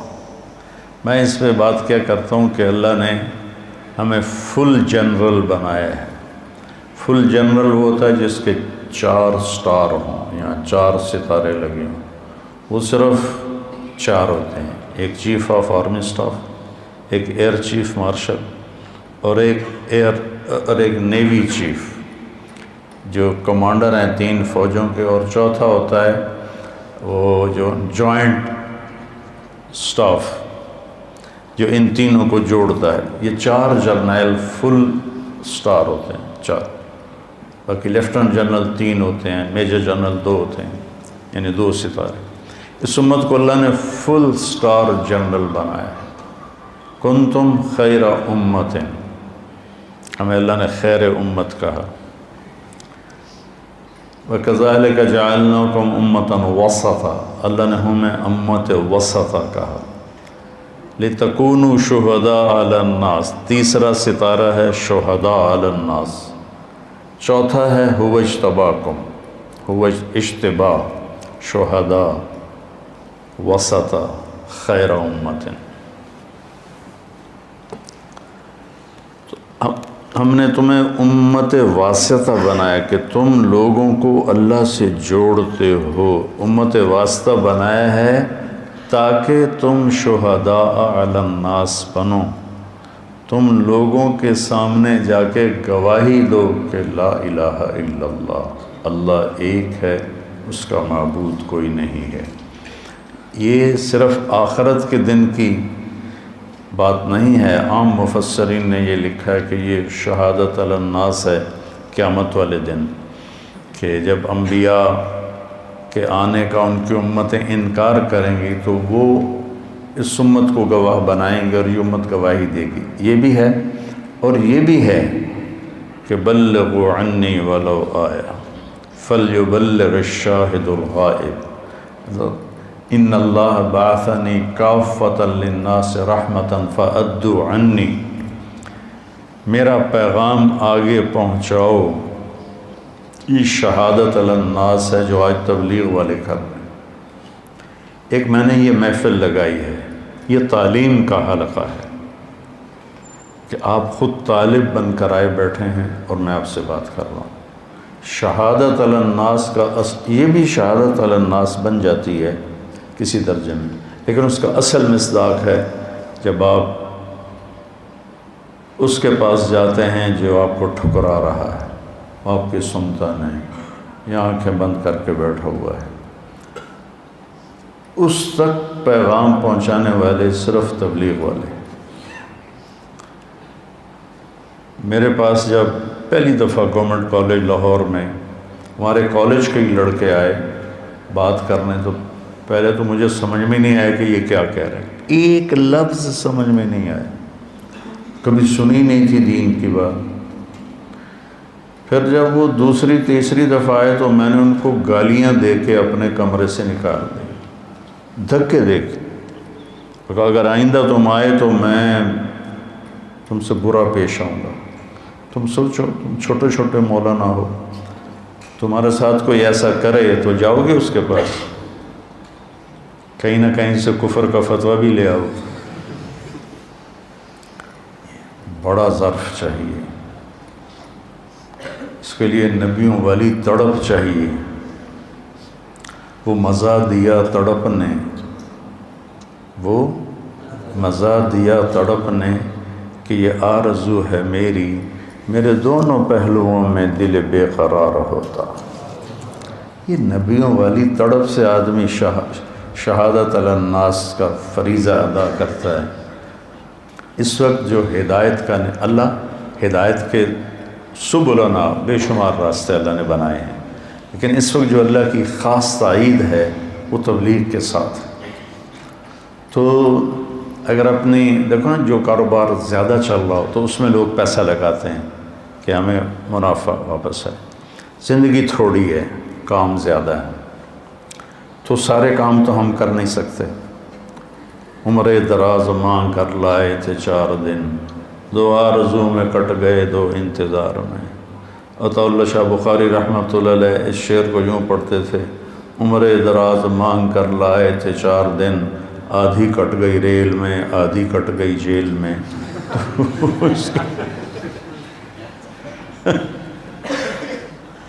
تو اب کام ہے زیادہ، ٹائم ہے تھوڑا، تو ہمیں اختیار کرنا اور چھوڑنا، اخذ اور رد، یہ کس چیزوں کو لینا پڑے گا، کس کو چھوڑنا پڑے گا۔ تو اہم فل اہم اس لیے ہے۔ تو اگر آپ اپنی زندگی کو جو آپ پڑھ رہے ہیں اس کو قیمتی بنانا چاہتے ہیں تو اپنی طاقت کو تبلیغ میں خرچ کرنا سیکھیں، علم کو بھی ساتھ رکھیں، اور اپنے گھر کی زندگی کو بھی ساتھ رکھیں۔ کہیں پڑھانے کا موقع ملتا ہے اس کو بھی ساتھ رکھیں۔ میں کسی بھی خیر کے کام کی نفی نہیں کرتا، لیکن جو سب سے بہترین خیر ہے وہ آپ کو بتاتا۔ ھذا بلاغ للناس، اس سے خوبصورت اور قرآن کا تعارف کیا ہو سکتا ہے؟ یہ پیغام ہے پہنچانے کے لیے، پہنچائیں گے ہم سب، چونکہ قرآن پوری کتابوں کا خلاصہ ہے، اور قرآن کا خلاصہ سورہ فاتحہ ہے، اور سورہ فاتحہ کا خلاصہ ایاک نعبد و ایاک نستعین ہے۔ یہ جو ہمارے دوست بیٹھے ہوئے محلے کے، یہ کہ جی ہم تو عالم نہیں، ہم کیا لوگوں کو پیغام پہنچائیں، یہ ایک آیت پہنچا دو میرے پیارے، اللہ کی مان لے اور اللہ کی بندگی کر اور اسی سے مدد طلب کر، تو اس نے پورا قرآن پہنچا دیا۔ پورے قرآن کا خلاصہ ہے ایاک نعبد و ایاک نستعین۔ تو یہ امت کے ہر فرد کی ذمہ داری ہے۔ فلیبلغ العالم الغائب نہیں، فلیبلغ العالم الغائب، علماء میرا پیغام پہنچائیں نہیں، فلیبلغ العامل الغائب، عمل کرنے والے میرا پیغام پہنچائیں نہیں، فلیبلغ الشاہد الغائب، آج جو موجود ہیں وہ میرا پیغام آگے پہنچائیں۔ تو بچو، اپنی زندگی میں تبلیغ کا جذبہ پیدا کرو۔ ایک آدمی آپ کی وجہ سے کفر سے، جنید جمشید رحمۃ اللہ علیہ اور میں ریونڈ کے اجتماع پر تھے، رات کا وقت تھا، کافی رات ہو گئی تھی، باتیں کرتے کرتے ایک دم وہ رونے لگا، اور اتنا رویا کہ اس کے منہ سے رالیں نکل کر داڑھی اتنا حصہ اس کا سفید ہو گیا منہ کی رالوں سے، اور ایسے ایسے کرتا اور کہتا، مولانا آپ کو پتہ نہیں آپ نے مجھے کہاں سے نکالا۔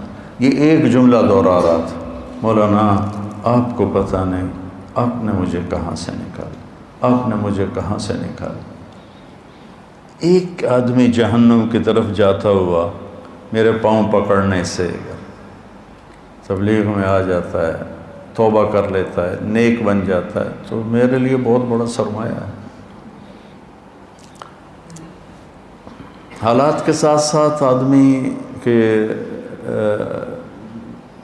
اوقات اور کام بھی تبدیل ہوتے ہیں. جب 1991 میں میری عمر 38 سال تھی تو ہم بنگلہ دیش گئے، تو وہاں سب سے پہلے اردو والوں کی 3 چیلے کی جماعت اللہ نے میرے ذریعے سے تیار کروائی. اس میں ایک آدمی ان کا سرکردہ تھا، وہ جاتا تھا تو باقی 4 جاتے تھے، وہ نہیں جاتا تھا تو وہ 4 نہیں جاتے تھے. اس کا باپ اجازت نہیں دیتا تھا. میں ایک آدمی کو لے کر، ان کا رشتہ دار تھا، ان کے گھر گیا اور میں نے ان کی منت شروع کی. اب وہاں کوئی میری تقریر تو نہیں چلنی تھی، بوڑھے بزرگ تھے. میں ان کی منت کر رہا ہوں اور انکار کر رہے ہیں، منت کر رہا ہوں، وہ انکار کر رہے ہیں. 1 گھنٹہ گزر گیا. تو وہ جو مجھے لے کر آئے تھے نا، انہوں نے مجھے یہاں سے میری شلوار پکڑی.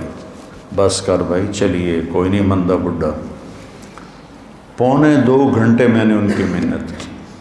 2.25 گھنٹے میں بیان ہوتا ہے، اور 2.25 گھنٹے میں میرا ایک جملہ تھا: بزرگوں اجازت دے دو نا، آپ کی بڑی مہربانی، اجازت دے دو.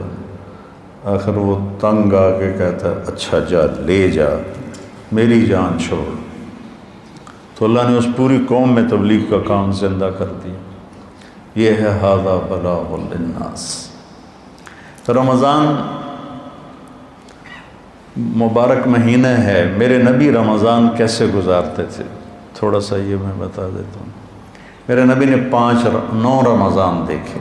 جب آپ تشریف لے گئے تو ہجرت کے دوسرے سال جب جنگ بدر ہوا ہے، شعبان میں رمضان کے روزے فرض ہوئے. یا ایھا الذین آمنوا کتب علیکم الصیام کما کتب علی الذین من قبلکم لعلکم تتقون. دیکھو، جب آدمی کلمہ پڑھتا ہے تو خیر البریہ بنتا ہے. ان الذین کفروا من اہل الکتاب والمشرکین فی نار جہنم اولئک ہم شر البریہ. تو وہ انسان بھی نہیں رہتے. ان الذین آمنوا وعملوا الصالحات اولئک ہم خیر البریہ. کلمہ پڑھنے کے بعد آپ ایک اعلیٰ درجے کے انسان اللہ کی بارگاہ میں بنتے ہیں، کبیرہ گناہ کے باوجود باقیوں کی نسبت. جب آپ نماز پڑھتے ہیں تو ان الصلاۃ تنہی عن الفحشاء والمنکر، آپ انسانیت سے اوپر چڑھتے ہیں اور آپ گناہوں سے بچتے ہیں اور بے حیائی سے بچتے ہیں. نماز کا صحیح پڑھنا آپ کو بے حیائی سے بچاتا. سن 2000 میں، تو میرے بچے ہو، میں تمہیں ترغیب کے لیے کہہ رہا ہوں، سن 2000 میں نے نوافل پڑھنے شروع کی. اس وقت ابھی میرا تعارف اتنا نہیں تھا تو فرصت ہوتی تھی.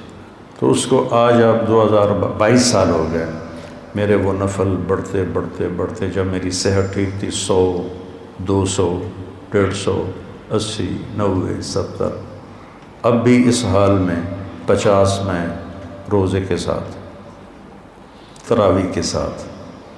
تو مجھے نماز کا مزہ آنے لگا ہے. واللہ الذی لا الہ غیرہ، میں نماز پڑھتا ہوں مجھے اس کی مٹھاس محسوس ہوتی. جو وہ ہے نا، جعلت قرۃ عینی فی الصلاۃ، تو قرۃ عین کا تو میں دعویٰ نہیں کرتا ہوں، لیکن مجھے نماز میں مزہ آتا ہے. میں سخت تھکاوٹ میں بھی ایسے، اب آج کل میں سجدہ نہیں کر سکتا، رکوع بھی نہیں کر سکتا، سجدہ بھی نہیں کر سکتا، نہا بھی نہیں سکتا، آنکھوں میں پانی نہ پڑے. اور میں چہرے پر تمہارے شیخ کا مقلد بن جاتا ہوں، صرف ایسے وہ کر لیتا ہوں. کیا اس کو کہتے ہیں؟ دلک؟ ہاں، لا دلک. کیونکہ امام مالک کے نزدیک تقاطر شرط نہیں ہے، صرف دلک ہے. میں نے یہ افریقن ملکوں میں دیکھا، اتنی سی پیالی میں پانی لے کے بیٹھے ہوتے تھے اور پورا وضو کر لیتے. اسی طرح لوٹے بہا دینے ہیں، تقاطر نہیں ہوتا ساڈا. تو وہ میں امام مالک رحمۃ اللہ علیہ کے ہاتھ گیلے کر کے اس طرح کر لیتا ہوں، اس طرح کر لیتا ہوں، تاکہ میرے نفل چلتے رہیں. تو اگر آپ ٹوٹی پھوٹی بھی پڑھتے رہو گے نا تو آپ کو نماز کی مٹھاس اللہ دے گا، نماز کا مزہ دے گا اللہ آپ کو۔ جب یہ پیچھے قرآن جب امام کے پیچھے تلاوت ہوتی ہے تو پہلے غفلت ہوتی تھی، اب میرا ذہن تلاوت کے ساتھ ساتھ چلتا ہے۔ مثلاً انہوں نے کہا لم نشرح لک صدرک، میں کہتا ہوں رب اشرح لی صدری، دعائیں مانگنا تو جائز ہے نا۔ ووضعنا عنک وزرک، میں کہتا ہوں یا اللہ یسر لی امری۔ وہ کہتا ہے ورفعنا لک ذکرک، میں کہتا ہوں واجعل لی لسان صدق فی الاخرین۔ وہ کہتا ہے قل هو اللہ احد، میں کہتا ہوں سبحانک۔ اللہ الصمد، میں کہتا ہوں سبحانک۔ لم یلد ولم یولد، میں کہتا ہوں سبحانک۔ ولم یکن لہ کفوا احد، میں کہتا ہوں سبحانک۔ اس کا میں مزہ لیتا ہوں۔ ارأیت الذی یکذب بالدین، میں کہتا ہوں اللہم لا تجعلنا منہم۔ فاما من ثقلت موازینہ فهو فی عیشۃ راضیہ اللہم اجعلنا منہم۔ یہ میری ایک غیر ارادی عادت بن گئی ہے۔ تو نماز آپ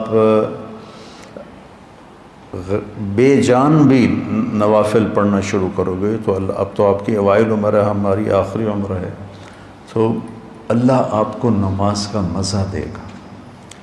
تو نماز بے حیائی سے روکتی ہے اور برے کاموں سے روکتی ہے۔ زکوٰۃ لتزکیہم بہا، زکوٰۃ اندر کا، چونکہ جب آدمی مال لگاتا ہے نا تو نفس ٹوٹتا ہے، نفس کے ٹوٹنے سے تزکیہ ہوتا ہے۔ تطہرہم بہا وتزکیہم، مال پاک ہوتا ہے اور نفس بھی پاک ہوتا ہے۔ جب آدمی حج کرتا ہے تو فلا رفث ولا فسوق ولا جدال فی الحج، کہ جب حج کا احرام باندھ لیا ہے تو اب پوری زندگی کے لیے فحش کلامی نہیں کرنی، لڑائی نہیں کرنی، جھگڑا نہیں کرنا۔ لا نفی جنس آیا، حالانکہ صرف احرام کے لیے ہے یہ آیت، لیکن اللہ نے اس کو بیان یوں کیا ہے کہ اب ساری زندگی کے لیے یہ کام چھوڑنا ہے۔ آدمی روزہ رکھتا ہے، اب میں روزے پہ آ گیا، لعلکم تتقون، تمہیں تقوی ملے گا۔ تقوی ملے گا تو کیا ملے گا؟ من یتق اللہ یجعل لہ مخرج ویرزقہ من حیث لا یحتسب، اللہ تعالیٰ اس کے لیے ہر تنگی سے راستہ نکالے گا اور رزق وہاں سے دے گا جہاں سے وہم و گمان بھی نہیں۔ من یتق اللہ یجعل لہ من امرہ یسرا، جس کو اللہ تقوی دے گا اس کے مشکل کاموں کو آسان کر دے گا۔ من یتق اللہ یکفر عنہ سیئاتہ ویعظم لہ اجرا، جو تقوی اختیار کرے گا اللہ اس کے گناہوں کو دھو دے گا اور اس کے اجر کو بہت زیادہ کر دے گا۔ یہ روزے کی فضیلت ہے۔ الصوم لی وانا اجزی بہ، الصوم لی وانا اجزا بہ، دونوں طرح محدثین نے اس کو بیان کیا۔ میں اس کو لیتا ہوں انا اجزا بہ، کہ اللہ تعالیٰ کہے گا روزے کا بدلہ میں خود ہوں، روزے کا بدلہ اللہ خود ہے۔ تو میرے نبی پاک صلی اللہ علیہ وسلم نے 9 رمضان دیکھے، اور آپ کی عادت مبارک تھی کہ آپ افطار سحری آخری وقت میں کرتے تھے، آخری وقت، ادھر بلال اذان دیتا، ادھر آخری لقمہ آپ کے منہ میں ہوتا تھا، اور افطاری بہت جلدی کرتے تھے۔ ایک آدمی چھت پہ کھڑا ہوتا تھا جب آپ مدینے میں ہوتے تھے، جب آپ سفر میں ہوتے تھے تو ایک آدمی پہاڑی پہ کھڑا ہوتا تھا، جو ہی سورج کا کنارہ ڈوبتا تھا تو ساتھ ہی وہ کہتا ہے یا رسول اللہ غربت، تو آپ اسی وقت کھجور سے، پانی سے، دودھ کی لسی سے، ان 3 چیزوں سے آپ افطار فرمایا کرتے تھے، اور پھر اس کے بعد کوئی کھانے کی چیز ہوتی تو کھا لیتے تھے، ورنہ وہی کھجور ہی ان کا کھانا ہو جاتا تھا۔ ایک دفعہ آپ سحری کا کھانا کھا رہے تھے اور آپ کے ساتھ حضرت کعب بن عجرہ، مقداد بن اسود اور علی رضی اللہ تعالیٰ عنہ آپ کے ساتھ تھے۔ بکرے کی سری پکی ہوئی تھی اور آپ سحری کھا رہے تھے۔ تسحروا، سحری کھاؤ، اللہ تعالیٰ نے پہلی امتوں کو سحری نہیں دی، کیا ہے کہ اس میں برکت ہے؟ فَإِنَّ فِي السُّحُورِ بَرَکَہ، اپنے سحری کو بابرکت قرار دیا۔ اور پہلی امتوں کو سحری نصیب نہیں تھی، ہمیں سحری کا اللہ تعالیٰ نے حکم دیا۔ تو حضرت بلال آئے اور آ کر کہنے لگے یا رسول اللہ لقد اصبحت، صبح ہو گئی ہے، آپ کھانا پینا چھوڑ دیں۔ جب کبھی بجلی نہیں ہوتی تھی گاؤں میں 70 کی دہائی میں، تو میں جب گھر آتا تھا تو گھر کی چھت، ہمارے گھر کی چھت بڑی اور چڑھ پر چاروں طرف اندھیرا ہوتا تھا، میں صبح و صادق کی لکیر کو نکلتے دیکھتا تھا۔ اس کے بعد اب بجلیاں ہی بجلیاں ہیں، روشنیاں روشنیاں نظر نہیں آتی، لیکن وہ حتی یتبین لکم الخیط الابیض من الخیط الاسود، حضرت عمار بن یاسر نے یہ آیت سنی تو ایک دھاگا سفید ایک دھاگا کالا اپنے سرانے کے نیچے رکھ لیا اور اس کو دیکھتے رہے اور کھاتے رہے۔ وہ تو ہم نے کہا تیری سحری تو بڑی لمبی ہو گئی، پھر یہ صبح و صادق مراد ہے۔ صرف عربی جاننے سے آدمی نہیں سمجھتا جب تک کسی کی صحبت نہ ہو۔ تو یہ کہہ کر چلے گئے اذان دینے۔ اذان دینے کے لیے وہ ایک انصاری عورت کے گھر پر چڑھتے تھے، وہ چڑھنے لگے تو پھر واپس آئے تو دیکھا تو آپ کھا رہے تھے۔ انہوں نے کہا یا رسول اللہ واللہ لقد اصبحت، یا رسول اللہ اللہ کی قسم صبح ہو گئی۔ تو آپ نے اپنے ہاتھ اٹھا لی، کہا یا بلال ما اصبحنا، ابھی صبح نہیں ہوئی تھی لیکن تو نے قسم کھائی تو تیری قسم جھوٹی نہ پڑے، اللہ نے صبح و صادق کو پہلے نکال دیا۔ اور حضرت علی نے فرمایا اگر بلال قسم نہ کھاتے تو جب تک ہمارے نبی کھاتے رہتے صبح و صادق ہونی نہیں تھی۔ تو سحری میں آپ مختلف چیزوں سے، جو کی روٹی مل گئی، کھجور مل گئی، افطاری میں بھی یہ تھا، اور ایک روزہ بھی سب کا قضا ہوا، چونکہ یوم غیم اندازے سے روزہ افطار کرنا ہے، بادل والے دن روزہ افطار کرو جب تمہیں اندازہ ہو جائے کہ سورج غروب ہو گیا۔ تو سارے مدینے پر گہرے بادل تھے، تو سب نے سمجھا کہ سورج غروب ہو گیا، تو سب نے افطار کر لیا، اللہ کے نبی نے بھی افطار کر لیا۔ تھوڑی دیر کے بعد بادل چھڑے تو سورج سامنے کھڑا ہوا تھا، پھر اس روزے کو پورے اہل مدینہ نے عید کے بعد اس کی قضا کی۔ اور رمضان میں آپ کی جو بڑی عبادت تھی وہ قرآن تھا۔ 3 دن 9 سال میں 9 رمضان میں صرف 3 دن آپ نے تراویح کی نماز پڑھی۔ کتنی رکعت پڑھی کوئی صحیح حدیث کوئی نہیں ہے، ٹھیک ہے۔ اس کے بعد چھوڑ دی، اس لیے حضرت عائشہ کا فرمان صحیح ہے کہ بخاری شریف کی روایت ہے کہ رمضان اور غیر رمضان میں آپ کی 11 رکعت ہی نماز تھی، چونکہ آپ نے تہجد کا اہتمام کیا، تراویح کا نہیں۔ اور چوتھے دن آپ نہیں آئے اور وجہ بتائی کہ میں اس لیے نہیں آیا، مجھے ڈر لگا کہ تمہارے اوپر یہ فرض نہ ہو جائے، وہ فرض ہو جاتی تو پھر لوگ 4 رکعت نہیں پڑھتے تو تراویح چھوڑ دیتے تو کتنا بڑا گناہ ہوتا۔ تو اس میں پھر آپ کے زمانے میں کوئی تعداد نہیں تھی اور حفاظ الگ الگ کھڑے ہوتے تھے، اور اس جیسے یہاں ہو رہا ہے اہتمام، جیسے اب آپ الگ الگ سنا رہے ہیں، وہاں الگ الگ مسجدوں میں سناتے تھے۔ پھر ابوبکر صدیق رضی اللہ عنہ کا زمانہ آیا تو اس میں بھی اسی طرح چلتا رہا معاملہ بغیر تعداد کے تعین کے۔ عمر رضی اللہ عنہ کا اوائل جو تھا، شروع کا خلافت کا زمانہ، اس میں اسی طرح چلتا رہا۔ ایک دن آپ مسجد میں داخل ہوئے تو آپ نے دیکھا الگ الگ نماز پڑھ رہے تھے لوگ، تو آپ نے کہا کہ میں ان کو ایک امام پہ کیوں نہ جمع کر دوں، تو ابی بن کعب پر آپ نے سب کو جمع کیا اور 20 تراویح فرمایا، صحیح روایت۔ اور یہ بھی صحیح روایت ہے کہ آپ نے ابن الصائب، پہلے ان کا نام کیا یاد نہیں، ان کو 8 تراویح پڑھانے کا حکم دیا۔ تو اب اگر کوئی 8 پڑھتا ہے گنجائش ہے، لڑائی نہیں کرنی، 8 کا تو ثبوت ہی کوئی نہیں۔ اگر کوئی 20 پڑھتا ہے تو صحیح حدیث ہے، اسے لڑنا نہیں چاہیے کہ تو بدعت ہے۔ بدعت ایک تو ہمارے یہاں بھائیوں کو یہ بڑی جلدی پتہ چل جاتا ہے، بدعت ہے بدعت۔ تو 20 کی روایت بھی حضرت عمر سے ہے اور 8 کی روایت بھی حضرت عمر سے ہے۔ امت کا بڑا طبقہ 20 پر جمع ہوا، اور تواتر سے ایک عمل سینکڑوں سال سے لاکھوں کروڑوں امت کے افراد 20 پر پوری دنیا میں پڑھیں، اور چند لاکھ یا چند کروڑ 8 پڑھیں، اور وہ پھر اپنی رائے اس طرح مسلط کریں کہ 20 تراویح تو ہے ہی نہیں۔ شیخ عطیہ بن سالم رحمۃ اللہ علیہ مسجد نبوی میں درس دیتے تھے، اور سب سے بڑے تھے اس وقت محدث 90 کی دہائی میں۔ اس وقت میں جب حج پہ جاتا تھا تو حضرات کے ساتھ جانا ہوتا تھا، تو ہم 1 مہینہ مدینہ ٹھہرتے تھے، تو میں پورا مہینہ ان کے درس میں بیٹھتا تھا، اور بہت فائدہ ہوتا تھا درس۔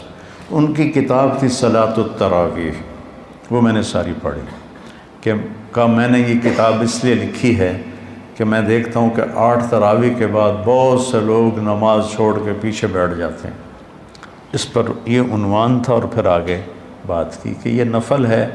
کوئی مدینے والے 40 پڑھتے تھے بعد کے، حضور کے بعد کے زمانہ میں، خلفاء راشدین کے بعد کے۔ مکے والے وہ 4 تراویح پڑھ کے 1 طواف کرتے، پھر 4 تراویح پڑھ کے 1 طواف کرتے۔ مدینے والوں نے کہا ہوں اسی طواف تک کر نہیں سکنے، ایسی کی کری انہوں نے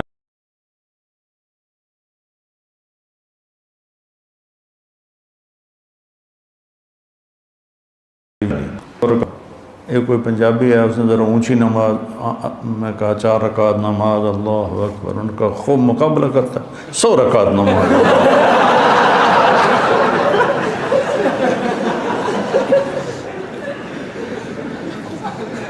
یہ نفل نماز ہے، یہ نفل نماز جو صحیح بات ہے تو 8 پڑھ لے، لڑو نہیں، 20 پڑھ لے، اپنے جو تم دیکھتے ہو امت کا تواتر اس پہ قائم رہو، اور اس بحث میں کبھی نہ پڑھنا کہ 8 رکعت نہیں ہیں۔ وہاں جیلم کی مسجد اہل حدیث کی تھی، تو میں راول پنڈی سے آ رہا تھا، اس وقت جی ٹی روڈ تھی، وہاں ہم ظہر کی نماز کے لیے رکے۔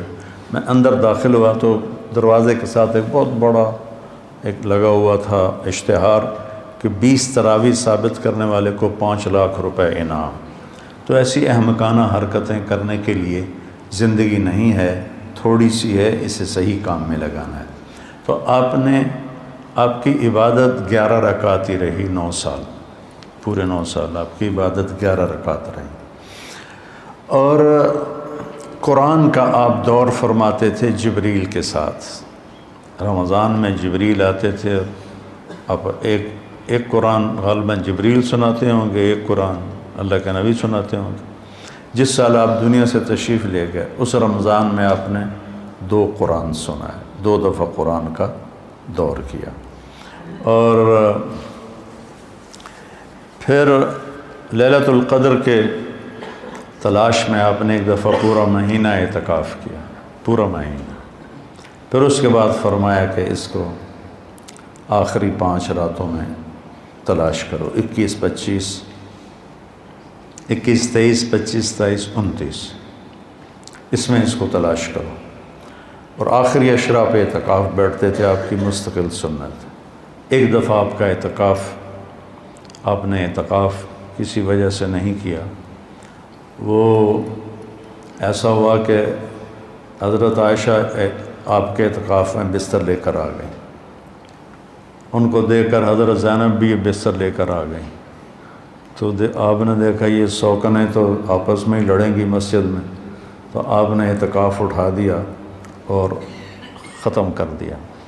اور پھر شوال میں آپ نے 10 دن اعتکاف کے گزارے۔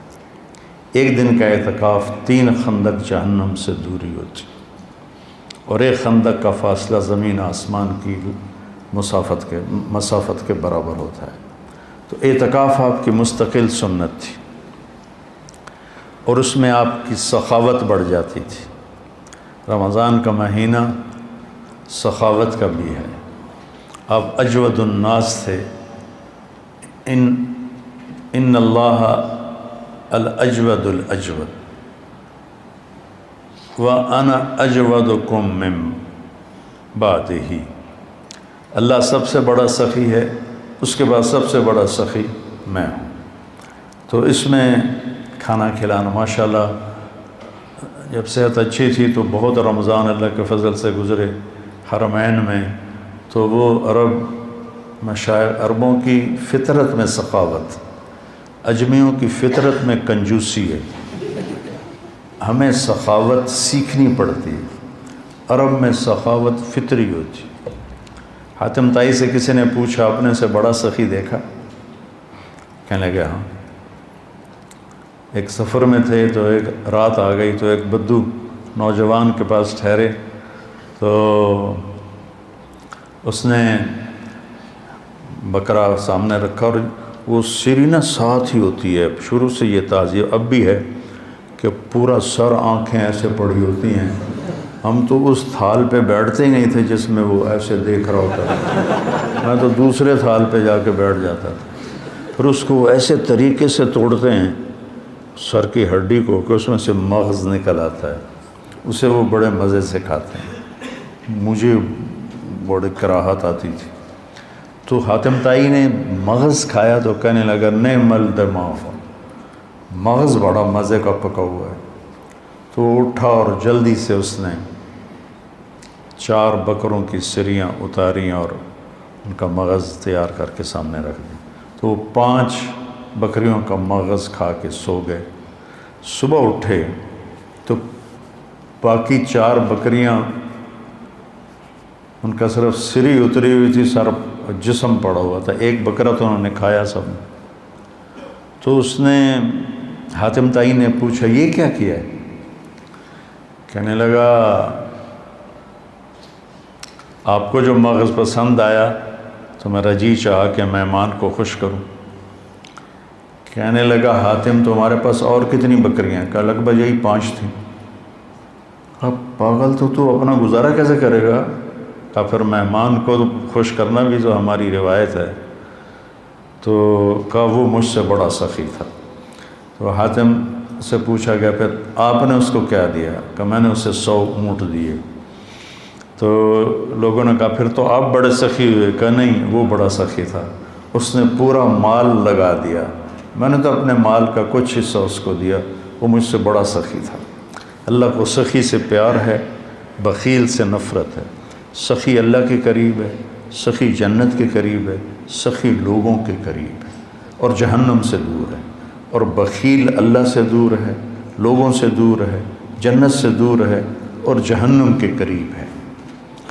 تو اس میں صرف زکوٰۃ نہیں، زکوٰۃ کے اوپر بھی خرچ کرنا چاہیے۔ آپ بھی ایک دوسرے پہ چھوٹی موٹی، کسی کو کھجور کھلا دو، کسی کو کوئی شربت پلا دو، کسی کو کچھ کھلا دو تاکہ آپ سخیوں میں آ جائیں۔ تو آپ کی رمضان میں ایک آپ کا روزہ، ایک آپ کی تلاوت مستقل، اور ایک آپ اعتکاف بیٹھتے تھے مستقل۔ جس سال آپ نے اعتکاف اٹھایا اس سال آپ نے اس کی قضا کی۔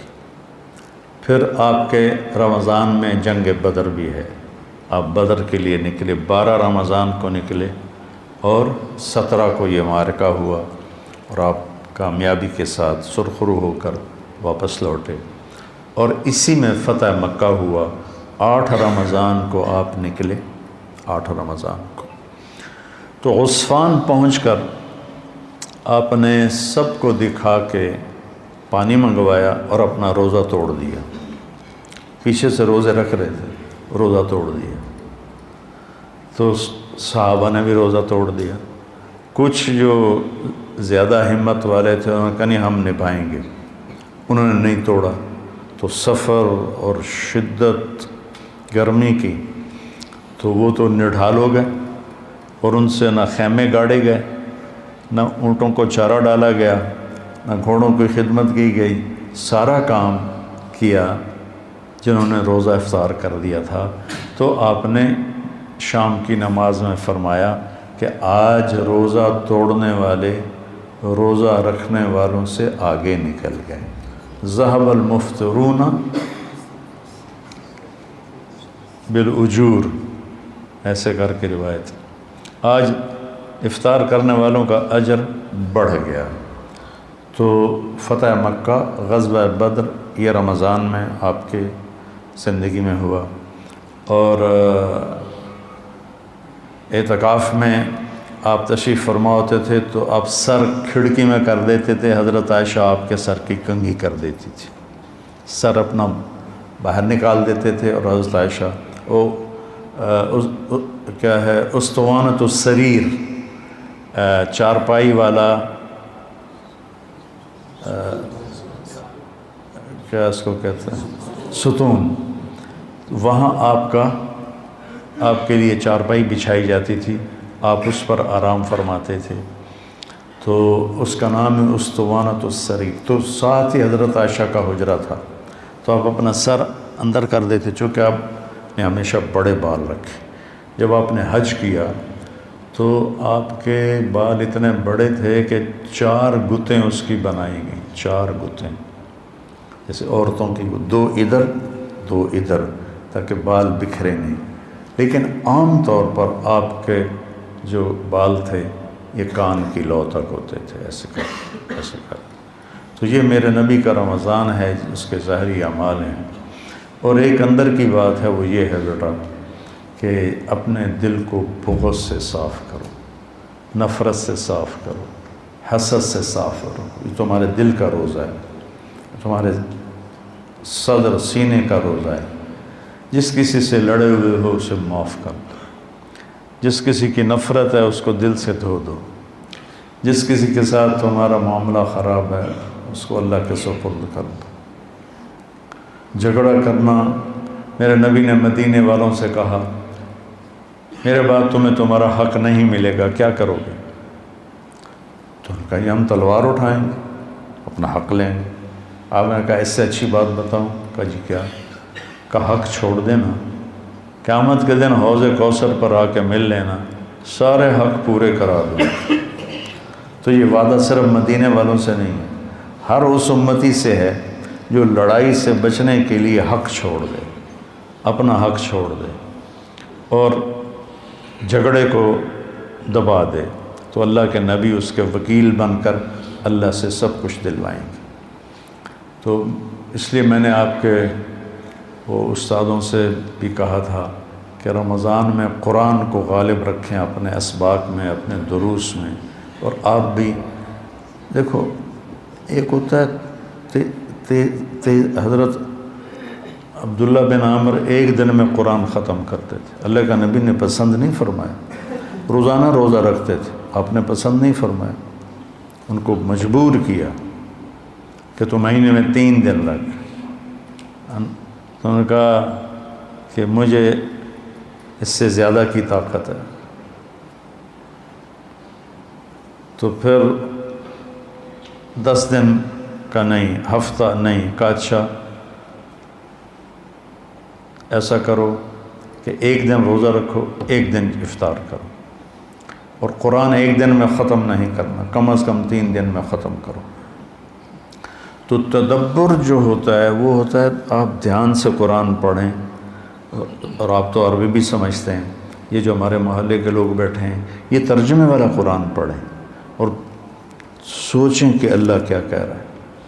اب ہمارے ہاں اب تو نہیں آتے، یہ دیرہ غازی خان سے حافظ آتے تھے تو وہ تراویح پڑھاتے تھے، اور غریب بچے ہوتے تھے تو ان کو پیسے طے ہو جاتے تھے، تو پھر وہ پڑھتے الحمدللہ رب العالمین آمین ولا الضالین، ایسے سمجھنا تھا، الف لام میم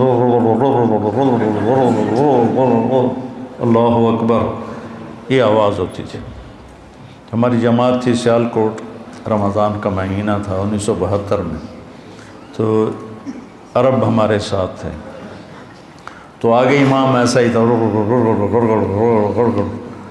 تو ایک عرب یوں کر کے نا باہر نکلا، تو میں اس کے پیچھے بھاگا، میں کہ کوئی چکر ہو گیا جڑا این سر مار کے نکلے، تو وہ ٹوٹیوں پہ کھڑا، میں پیچھے پہنچ گیا، میں نے کہا شیخ ماں بکا، کہتا ہے اسمع ان اللہ یقول ورتل القرآن ترتیلا ولا یقول دب دب دب دب دب دب۔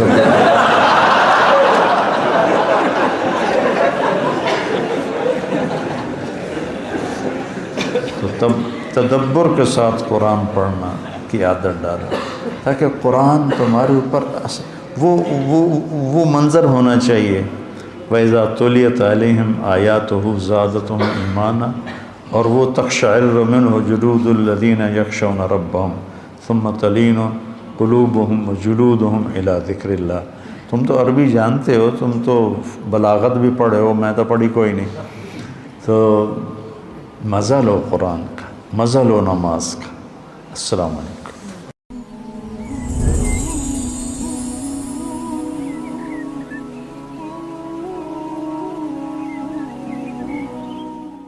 غریب کا سال بھر کا روزہ مل کر افطار کروائے، تقسیم رحمت رمضان راشن پروگرام۔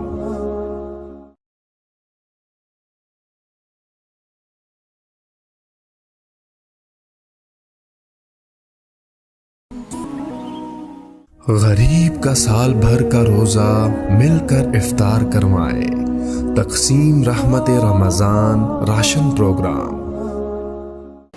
السلام علیکم ورحمۃ اللہ وبرکاتہ۔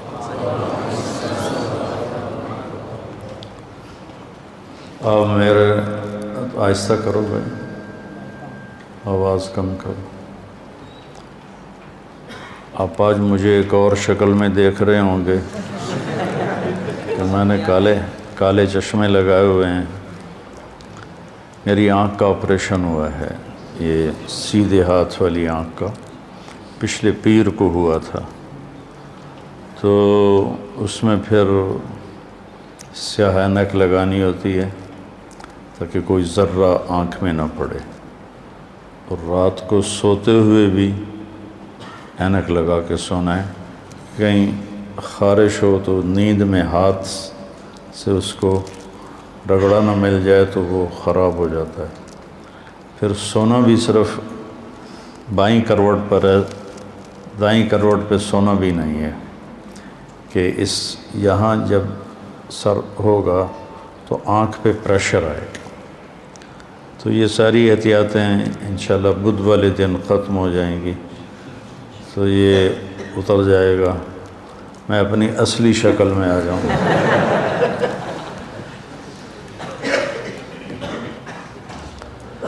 بسم اللہ الرحمن الرحیم، والصلاة والسلام علی رسولہ الکریم وعلی آلہ وصحبہ اجمعین۔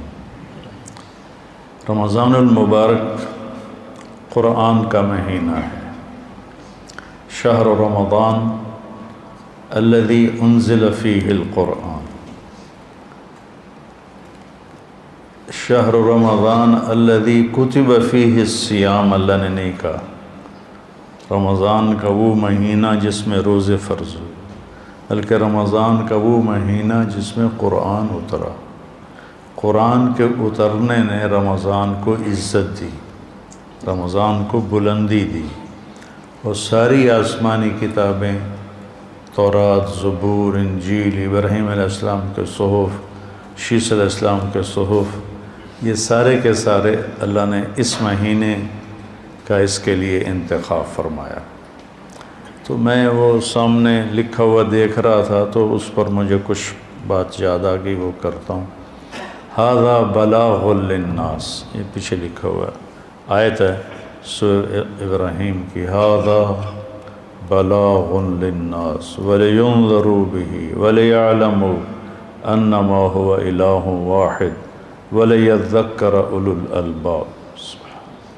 علامہ زرکشی مفسر ہیں، حنفی ہیں، وہ فرماتے ہیں کہ اگر قرآن کا کوئی نام رکھا جاتا، قرآن تو پڑھی جانے والی کتاب کو کہتے ہیں، اگر قرآن کا کوئی نام رکھا جاتا تو وہ بنتی ہے یہ آیت ھذا بلاغ للناس، یہ پیغام ہے لوگوں تک پہنچانے کے لیے۔ پہنچائے گا کون؟ یہ امت پہنچائے گی، اس امت کے ذمہ ہے۔ وَكَذَلِكَ جَعَلْنَاكُمْ أُمَّةً وَسَطًا، ہم نے تمہیں امت وسطا بنایا۔ اس کا ایک جو تفسیر طبری میں ترجمہ تھا وہ مجھے سب سے زیادہ پسند آیا۔ سب نے لکھا ہے اعتدال والی امت، بالکل صحیح، اعتدال والی امت، وسط، اعتدال۔ اور عجب بات ہے کہ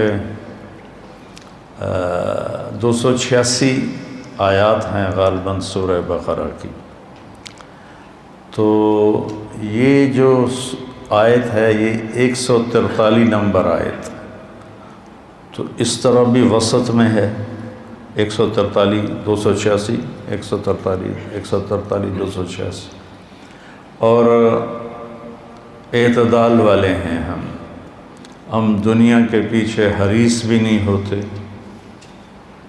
اور عبادات میں غلو بھی نہیں کرتے۔ غلو فی العبادات بھی مطلوب نہیں ہے۔